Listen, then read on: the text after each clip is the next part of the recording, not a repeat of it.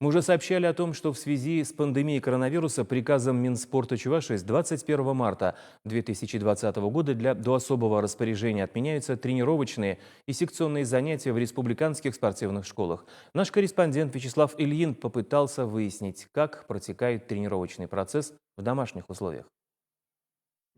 Сложившаяся ситуация вокруг борьбы с коронавирусом заставила многих тренеров, да в принципе и спортсменов-профессионалов вспомнить о том, что лучшие их друзья – это солнце, воздух и вода. И как никогда стало оживленно на набережной Чебоксарского залива. К многочисленной армии любителей здорового образа жизни столицы республики теперь примкнули и спортсмены-профессионалы.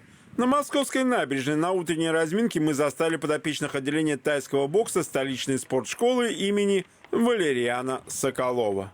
Ситуация сейчас непонятная, но спортсмены, как истинные бойцы, они должны всегда быть готовы и занимаются по личному плану.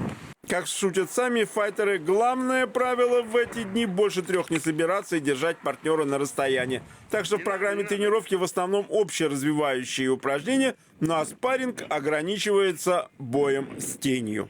Наш спортивный зал закрыт, и поэтому мы с Артуром решили найти более подходящий вариант. И вот на набережной, где светит солнце, прекрасный воздух, я думаю, это отличное место для тренировок. Мы тренируемся для того, чтобы просто поддержать форму. И я надеюсь, что коронавирус сюда не доберется. А если доберется, то мы ему дадим отпор.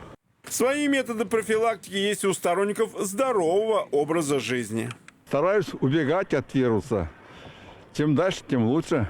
Своим рецептом борьбы с коронавирусом поделилась и семья Ивановых.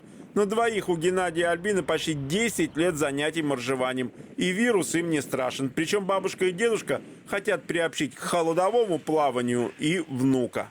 Сейчас внук подрастет немножечко, ему 3,5 годика. Хотим уже лет 5 начинать немножко закаливать его. Все равно к холодной воде привыкать. Он уже был здесь у нас, на Волге несколько раз. Вот постепенно приучаем внука. Ну а наш совет в борьбе с коронавирусом прост. Сохраняйте присутствие духа, будьте физически активны и не забывайте о личной гигиене. Вячеслав Ильин, Вести Чувашия.